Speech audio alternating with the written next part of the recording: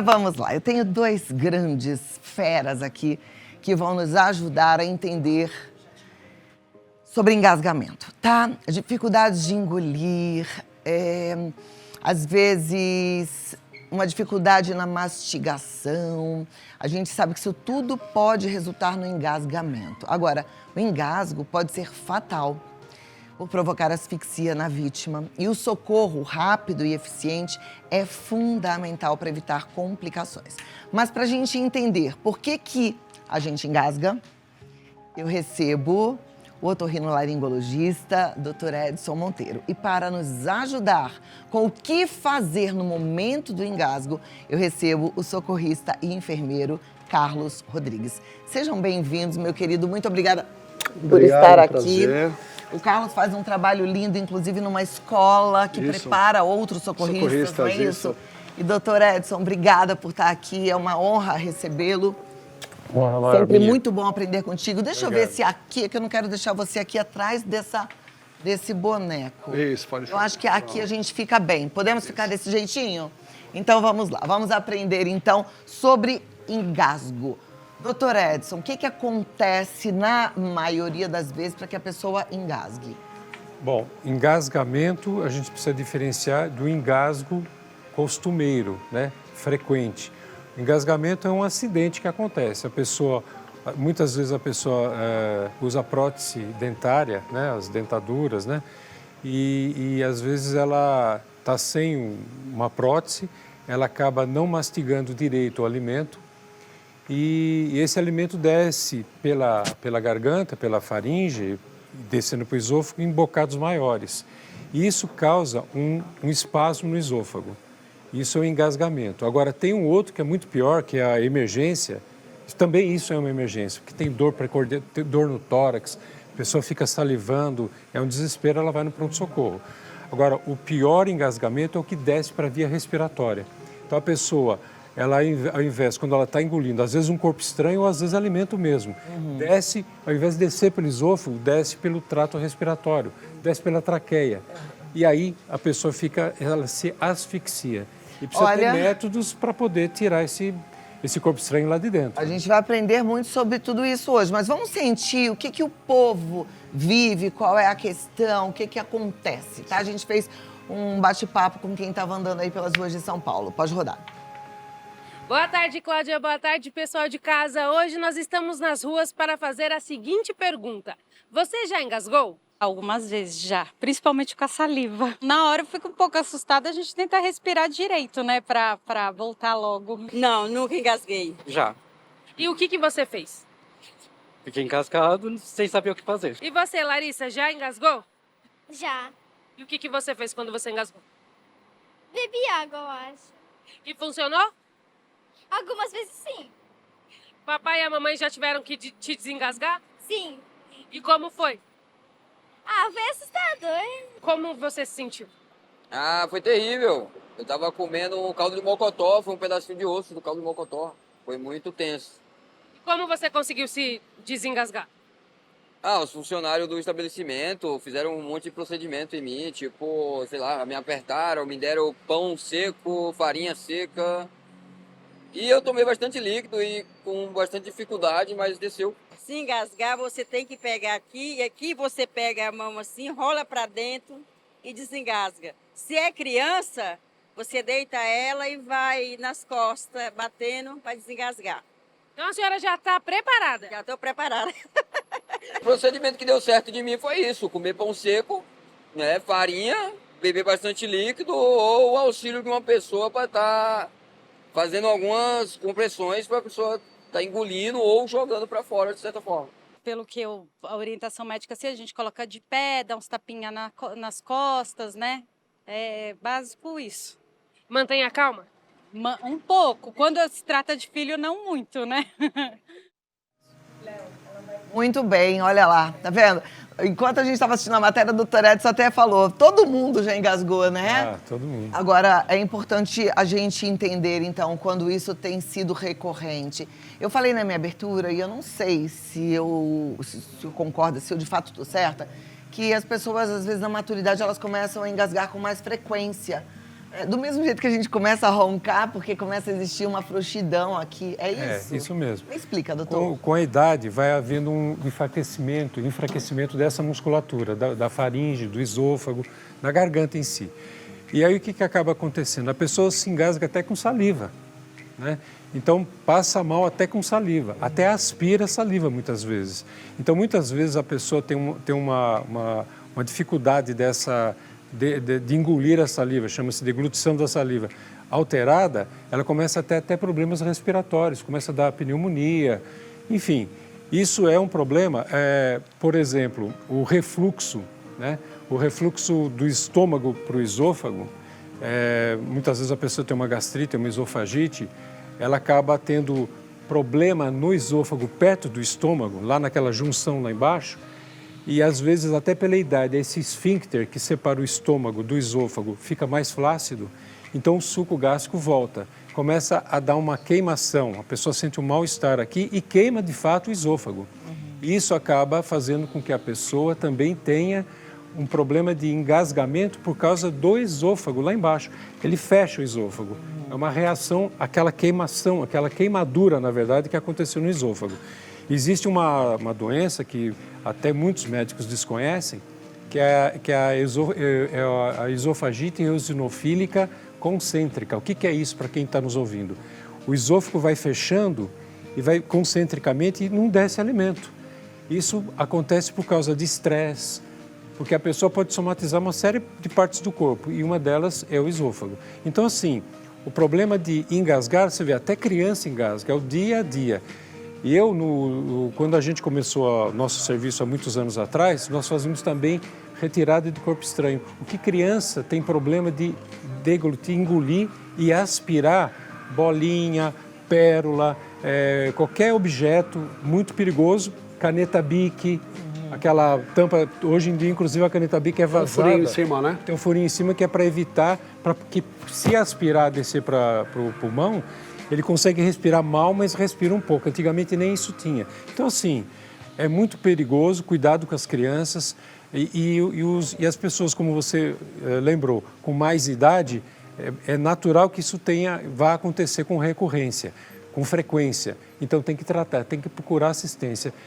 E, sem pensar, inclusive, e citando já, alertando, câncer, né? Às vezes a pessoa não tem dor nenhuma, não tem emagrecimento, não tem nada, tem só dificuldade, se engasga a todo momento, precisa investigar, fazer endoscopia digestiva, ver a árvore respiratória como é que está, a faringe, a deglutição, né? Então, assim, é muito importante. Esse problema, ele é mais de ordem gastro, ou seja, ela deveria procurar um especialista em gastro ou em otorrinolaringologia? Olha, geralmente quem tem problema de engasgo costuma procurar um neurologista. Um neurologista? Costuma procurar, mas tanto o neurologista... Por que um neurologista? Porque muitas vezes a pessoa ela está com um distúrbio motor, neurológico, por uma questão de doença degenerativa ou pela própria idade que nós já falamos. Então a pessoa começa a ter diversos distúrbios neurológicos e o engasgo vem acompanhando isso. Por exemplo, o Parkinson dá demência, Alzheimer, todas essas doenças levam a dificuldade na deglutição, no ato de engolir. Por isso que vão procurar o neurologista, normalmente. Então, na verdade, o engasgo ele acaba sendo um sinal, um sintoma. É um sintoma. Que, de repente, chama atenção para uma outra doença. Várias doenças, várias. Olha que interessante. E, às vezes, a gente tem com frequência, ou conhece alguém que tenha com frequência, e não vai procurar, né? Fica achando que é normal, só vai procurar ajuda quando a coisa fica perigosa, que a gente precisa de um socorro imediato. Mas olha como é interessante e como pode significar aí que você tem alguma coisa mais séria. Então, não é questão da gente, por exemplo, melhorar a nossa mastigação, também. Comer com atenção. Também. Muitas vezes a pessoa tem um hábito errado de comer rapidamente, pega o alimento e praticamente nem tritura ele direitinho, acaba engolindo. E isso pode acontecer o seguinte, esse alimento chega em porções muito grandes, como eu falei já há pouco, no esôfago, o esôfago cria um espasmo. Precisa estar bem mastigado para que... E outra coisa, o alimento mal mastigado, ele vai ter dificuldade na digestão lá dentro do estômago e o que vai acabar acontecendo? Começa a gerar as gastrites. por causa do não mastigar direito, porque o fato de você macerar na boca, você também está expondo o alimento à ptialina, que é uma enzima digestiva. Então a digestão começa na boca. Então, se você não faz esse processo direitinho, você acaba tendo problema de esôfago, de estômago e de engasgo, né? Impressionante. No final das contas, tudo é o nosso corpo, né? A gente está conversando com o otorrino e a gente precisa entender de todos esses assuntos e o próprio otorrino, porque às vezes esse refluxo afeta as suas vias respiratórias, assim como o engasgo, e aí você também pode ter outros problemas de laringe, faringe, etc. Muito bem, agora vamos lá. O enfermeiro socorrista Carlos trouxe aqui pra gente... Esse boneco de anatomia. Esse é um boneco de anatomia pra gente entender onde é que estão as coisas, né? Então, Perfeito. Vamos lá, pra gente conseguir entender um pouquinho sobre o nosso corpo, Então, Carlos. vamos lá. Como o doutor falou, né? Tem várias causas que podem causar esse engasgamento, né? Nós chamamos de ováceo, obstrução de vias aéreas por corpo estranho, que é até o mais comum, né? E até que a emergência, o socorro vem nesse sentido. Então, exatamente como o doutor falou, o hábito, às vezes, de conversar enquanto mastiga ou não mastigar direito os alimentos pode levar ao engasgo, né? Objetos, crianças, né? Quando brincam com bolinhas de gude, com brinquedos... Moeda acontece muito, né? E pode ocasionar esses engasgos. Então, qual é o procedimento? Então, você tem dois tipos aí de engasgamento, o parcial e o total. Se você tiver um engasgamento parcial e você estiver tossindo, sempre tem que induzir a pessoa a tossir, porque ela já tem um reflexo. Então, utilizar aquela potência do diafragma e do pulmão para poder expelir aquilo que você tem. Pode ser uma comida, um pedaço de carne, o que for. Né? Essa noite eu vi um vídeo de uma moça que comeu um torresmo, que é mais duro e foi complicado, e quando fizeram a manobra correta, conseguiram desengasgar. Então, como é que seria isso? Se a pessoa está engasgada, você vai falar, o senhor consegue tossir? O senhor consegue tossir? Então, tem que tossir, tá? Para poder expelir esse objeto. Às vezes a pessoa fica envergonhada, ela não quer fazer nada. Então, se você está do lado e percebe, é bom você intervir. Vamos supor que a Cláudia esteja engasgada. Eu percebi, a senhora consegue tossir? Então continua tossindo. Às vezes a pessoa fica constrangida, porque às vezes está numa reunião, está num lugar que às vezes não quer chamar atenção, ela não quer tossir. Então, se a gente percebe, tem que falar para a pessoa tossir para não agravar e isso não ter uma obstrução total. Agora, se tiver uma obstrução total, como é que você vai fazer? Os novos protocolos da Associação Americana do Coração, a Cruz Vermelha Canadense, o Conselho de Ressuscitação Cardiopulmonar Europeu, hoje em dia todos eles utilizam 3 métodos para desengasgar, que seria o tapa nas costas, né, entre as escápulas, né, a compressão abdominal, o que seria? Aqui nós temos o diafragma, essa película que separa a região abdominal dos órgãos da região torácica. Então, qual o melhor procedimento para você fazer? Vamos supor em um adulto, tá? Você vem com a mão na região umbilical, você junta com as 2 mãos e você vai fazer esse procedimento para cima. Um erro comum, muitos socorristas, até colegas que são ótimos no resgate, às vezes ele induz a gente a fazer essa compressão reta e você acaba esmagando as vísceras e você não aciona os pulmões. Então, aqui no diafragma, se você até que estiver em casa ou aqui mesmo, nós podemos observar que na região abdominal, se nós subimos, ó, o ar sai. Então, qual que é o erro que acontece? No desespero, faz reto, ó, e não tem o acionamento dos pulmões. Então, a técnica é, na região do umbigo, você ir em direção aos pulmões. Eu já tive a oportunidade de desengasgar pessoas. É uma situação extremamente pesada, é uma situação de morte, não é uma coisa simples, como você vê num vídeo, tá desengasgando. É tenso. Então, naquela parte tensa, você tem que se acalmar e lembrar da técnica. Não cometer o erro, vamos supor que isso aqui é uma vítima muito mais alta do que eu, e às vezes é uma mulher mais baixa. O erro, querer fazer reto, você não aciona. Então, para cima, você aciona os pulmões para tirar esse objeto. Se for uma pessoa mais alta que você, vai ficar difícil, né? Sim, aí você tem que lembrar da técnica. Porque, vamos supor, você é mais baixo que eu, tenho 1,90 m. Então, você está mais baixa, a dica qual que é? Direcionar para cima. No desespero, nós queremos fazer de forma reta e nós não acionamos os pulmões. Então você vai acionar para cima, para o diafragma, igual eu fiz aqui, ó. O ar sai. E também essa é uma forma de você também se desengasgar. Eu me engasguei, não tem ninguém para me ajudar e também essa é uma forma que eu posso me desengasgar. Outra situação também é no encosto de uma cadeira. Você colocar o encosto da cadeira e você projetar para jogar esse ar também nos pulmões. Essa é outra maneira de você desengasgar. Os novos protocolos, eles dizem para você até ciclar 5 batidas nas costas e 5 compressões abdominais. A palavra sempre é sugerido, né? Os protocolos falam, a Associação Americana do Coração fala, é sugerido, é sugerido. Por experiência própria, eu aconselho direto na região abdominal para acionar os pulmões. Vamos supor, é uma moça muito menor, eu tenho um porte muito mais largo, imagina a força que essa mulher vai desprender nas minhas costas para tentar desobstruir esse objeto aqui atrás. No bebê já é ótimo, porque você faz essa compressão no bebezinho e essa batida entre as escápulas, ela é muito efetiva. Ela é muito efetiva. Eu já desengasguei bebê, então ela é muito efetiva.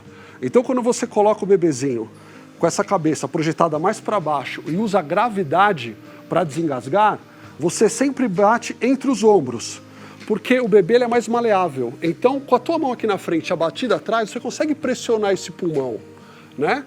Então aqui, o bebezinho embaixo, com o pezinho preso atrás, para ele não cair, você já projeta ele para frente e já você bate. 1, 2, 3, 4, 5. Girou para o outro braço. E no tórax, na linha mamilar, você vem e pressiona 5 vezes. 1, 2, 3, 4, 5. E você repete, repete, repete. O bebezinho começou a mexer, começou a chorar, parou. Lateraliza, pega a roupinha do bebê, limpa o que está por fora. Evita colocar o dedo, porque a boca do bebê é muito pequena. Dependendo do bebê, neonato, às vezes a boca é muito pequenininha.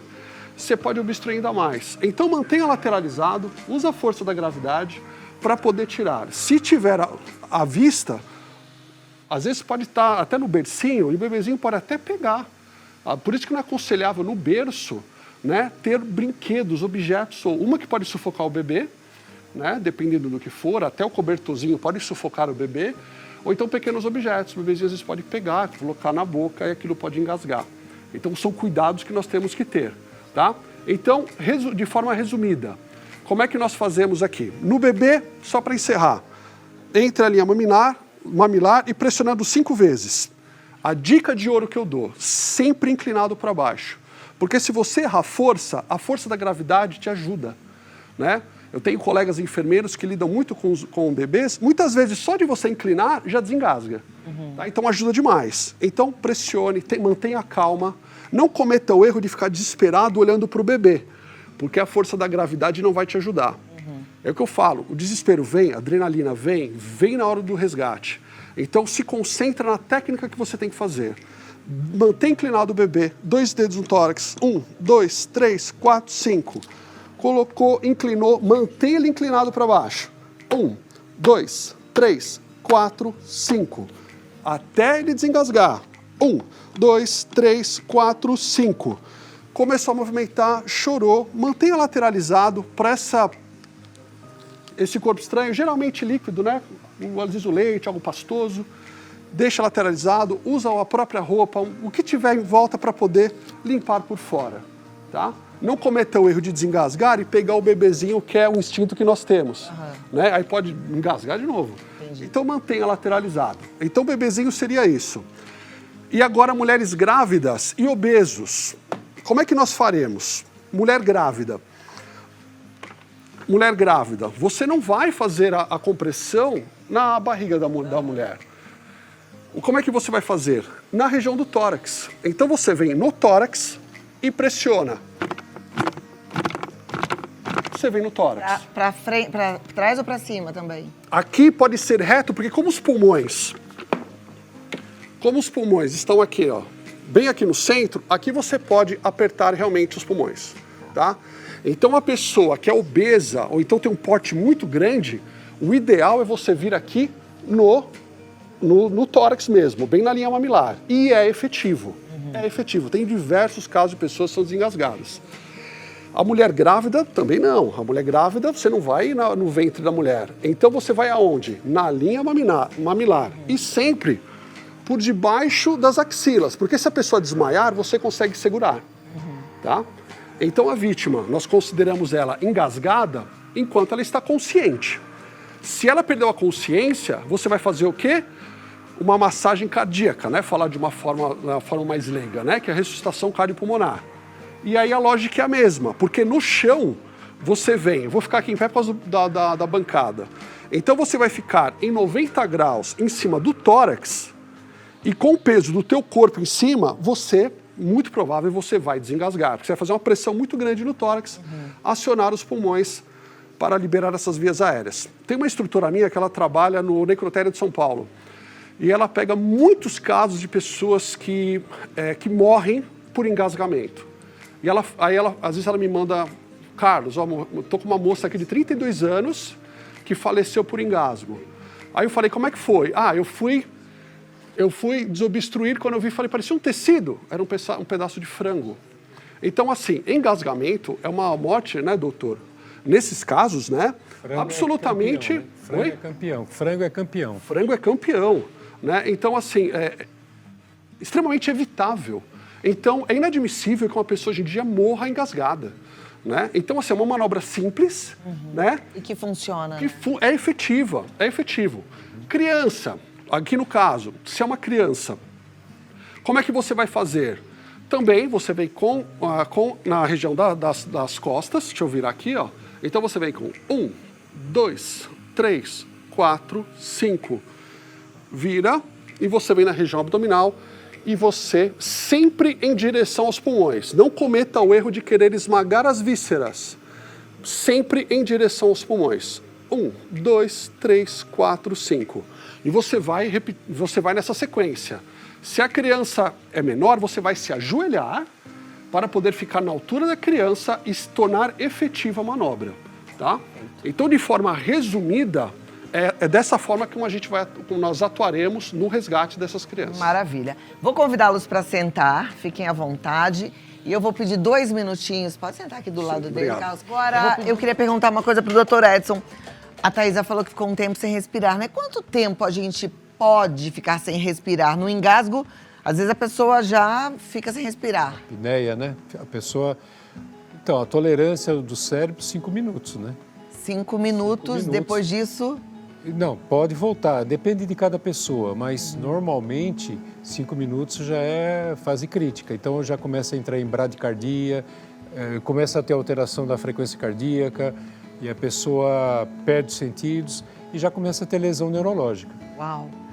Então... No caso de um problema cardíaco, o que a gente pode fazer? Estou vendo que tem até aqui o boneco no chão, né? Então, nós vamos fazer até sequência. A gente vai fazer o desengasgamento. Se caso não conseguir desengasgar e a pessoa desmaiar, nós vamos iniciar a ressuscitação cardiopulmonar. Você quer fazer em mim, para você ver como é que é o procedimento? Quero. Pode? Um segundo. Isso, pode ser? Eu quero. Perfeito. Você vai pôr... Isso, eu vou colocar em mim, tá? E você vai simular aqui, né, o desengasgamento. Tá? A manobra aqui, ó. Fecha aqui pra mim, por favor.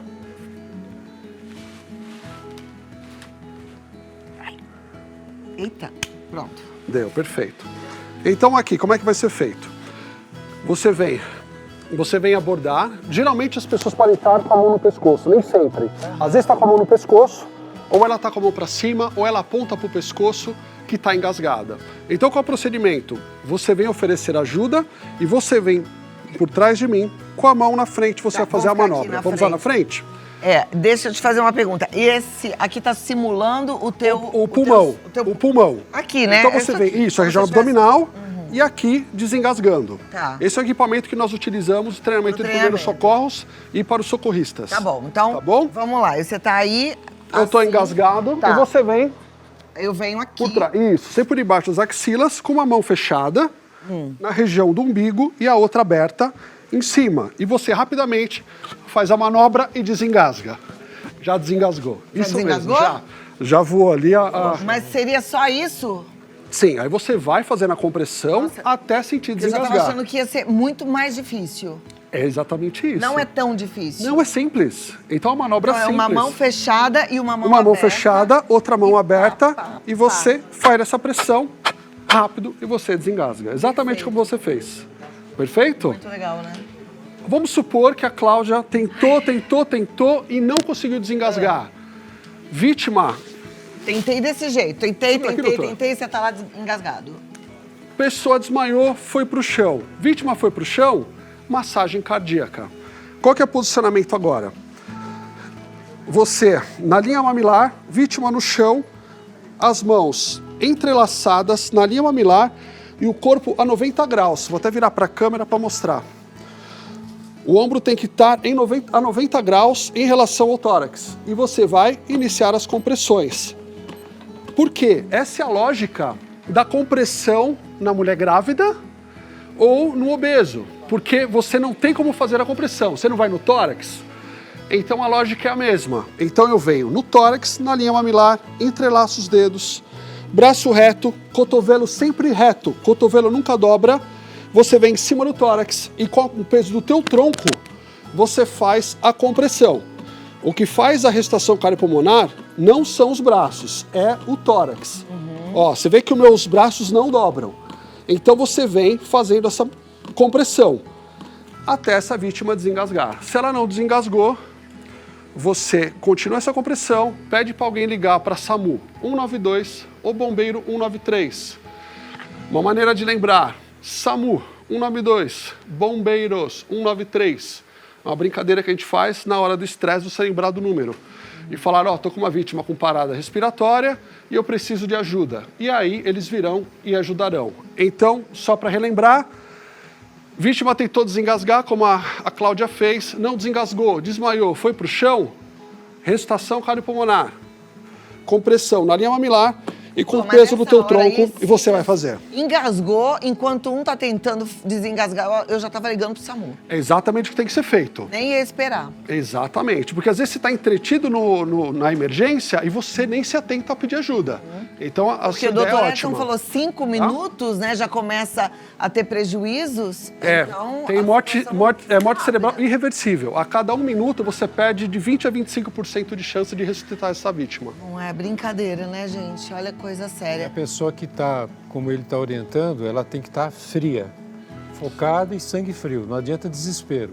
Desespero não vai ajudar ninguém. Então ela tem que focar, aprender essa técnica que foi um serviço de saúde pública muito Exatamente. importante hoje aqui, né? E aplicar. Perfeito. E outra pessoa, como você falou, já vai acionando a emergência. Olha, perguntem, viu? Porque eu sei que às vezes fica uma dúvida ou outra e a gente realmente quer te ajudar. Já tenho várias perguntas, vou colocar na tela, mas se você também tiver a sua, fica à vontade, porque o programa é feito para você. Pode liberar a produção, vamos colocar aqui no visual para a gente começar a ajudar de forma mais pontual. O Luiz Guilherme da Silva diz assim: tenho refluxo desde pequeno, com frequência eu acordo de madrugada engasgado por causa do refluxo e não consigo respirar direito e tosso muito. Tem alguma coisa que eu possa fazer para amenizar esses sintomas quando acontecer de novo? Doutor. Olha o que ele falou. Ele falou que acorda de madrugada. Tem que ver, como é que é o nome do Luiz Guilherme. Luiz Guilherme? Você tem que ver se você não tem apneia do sono. Apneia do sono. É importante você checar isso, porque a apneia do sono, ela dá refluxo e ela dá engasgo. Então tem que investigar isso aí, porque não adianta nenhuma outra medida se não for feito o diagnóstico de apneia do sono. O que é a apneia do sono? A pessoa para de respirar durante o sono, né? E aí ela entra em sofrimento respiratório e sofrimento também o esôfago abre durante o sono, porque o esôfago normalmente quando está dormindo ele fica fechado. No sofrimento que está parada a respiração, o esôfago abre, o suco gástrico volta, dá a azia, dá a queimação, dá o refluxo. Então tem que investigar se tem apneia do sono. E aí tem que tratar a apneia do sono. Ou é cirurgia, ou é uso de CPAP, ou é perder peso. Enfim, tem que ver o que precisa ser feito. Qual é o risco da apneia do sono? A apneia do sono pode matar.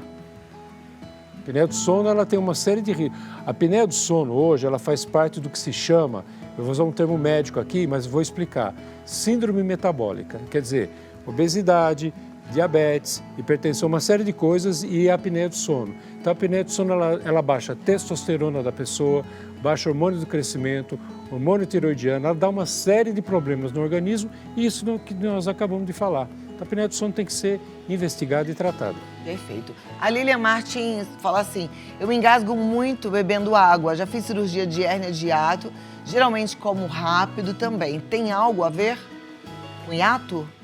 A hérnia de hiato, o que é? É a hérnia do esôfago para o estômago, porque o diafragma, na junção do esôfago com o estômago tem um diafragma. Né? Então esse espaço aí é um esfíncter. E a pessoa pode ter isso mais flácido, mais relaxado, com a idade isso acontece.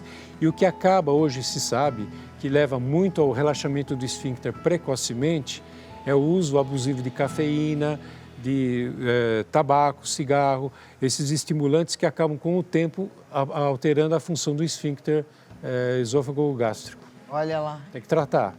Né? Gente, O tratamento seria o tratamento seria cirúrgico ou farmacológico? Então, cirurgia pode ser feita para fechar esse esfíncter, né? Diminuir o tamanho do esfíncter. Hoje faz por vídeo, não precisa abrir o abdômen, né? Agora, no caso, ela já fez a cirurgia, por que então, ela engasga às muito? vezes a cirurgia recidivou, às vezes o problema voltou. Ah, pode acontecer isso? Pode acontecer.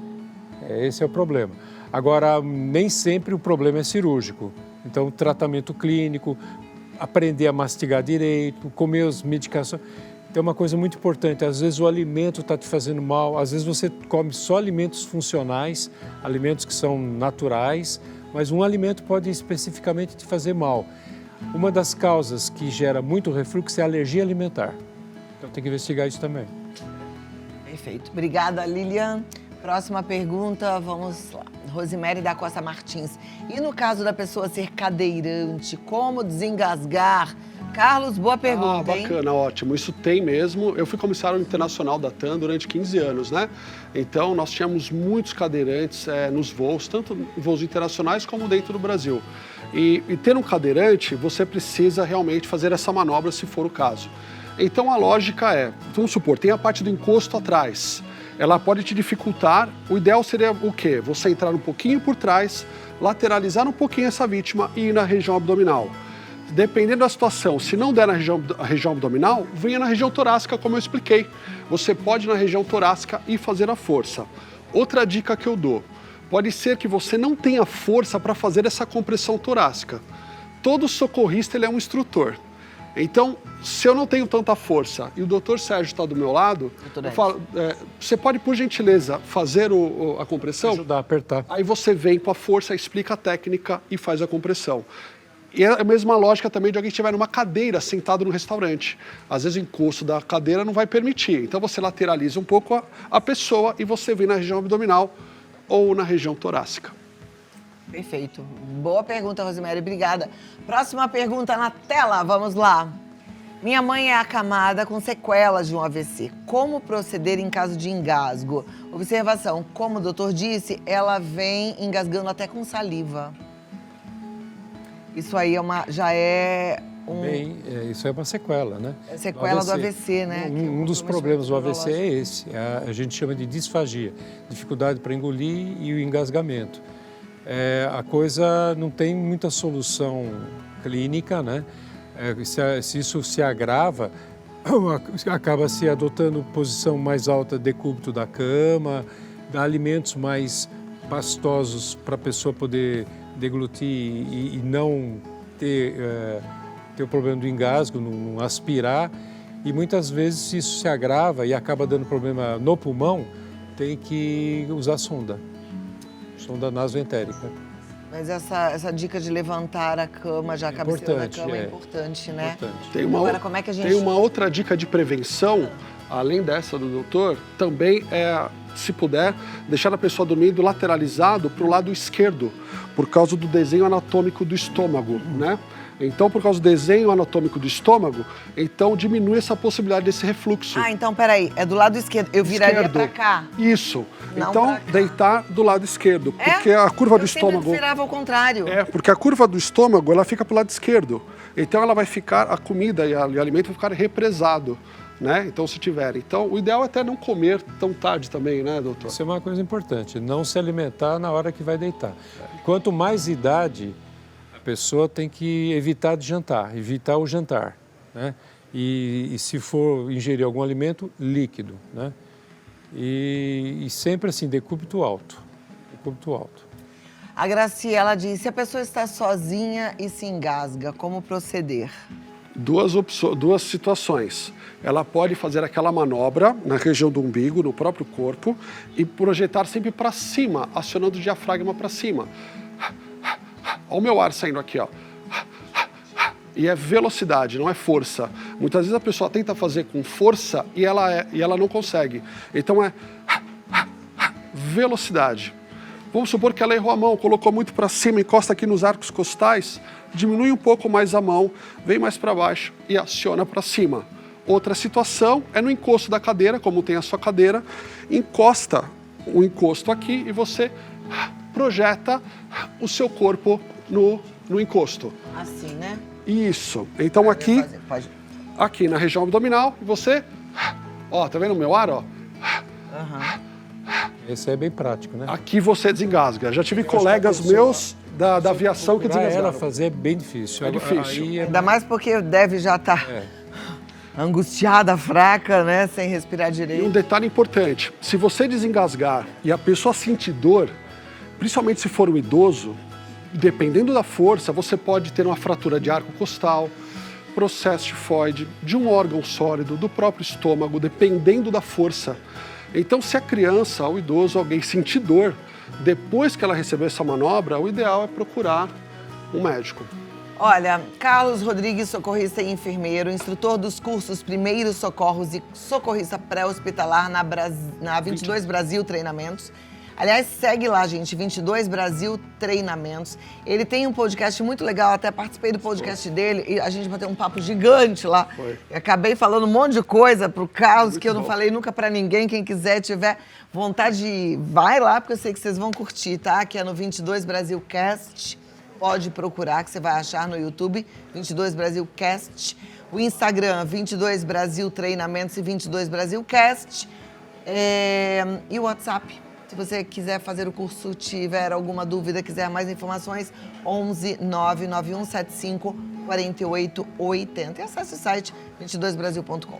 Dr. Edson Monteiro é otorrinolaringologista, mas é um médico que compreende o corpo como todo, tem feito um trabalho incrível, que envolve o bem-estar de forma geral, longevidade, sabe, repensando aí os nossos hormônios, a nossa alimentação. Então, tenho certeza que você vai estar bem investigada com esse médico, porque esse é fera. Eu tô falando isso porque não o conheço apenas aqui, mas também como paciente. Ele é daqueles médicos que fuça, esmiuça e quer realmente que a gente tenha qualidade de vida. O Instagram é dr.edsonmonteiro, dr.edsonmonteiro. Ele é especialista em otorrino, com mestrado e doutorado pela Unifesp, já foi presidente da Associação Médica Brasileira de Ortomolecular, é o supervisor de residência médica no Hospital Santa Marcelina e o contato é o 11 2950 2339. 11 2950 2339. Pode entrar em contato lá. Muito obrigada, meninos. Obrigado. E até a próxima, foi uma alegria recebê-lo. Obrigado, Cláudio. Obrigada, tudo de bom, viu? Obrigado. Obrigada, doutor. Tchau, Tudo prazer de em te bom ver. também. Obrigado. Muito prazer.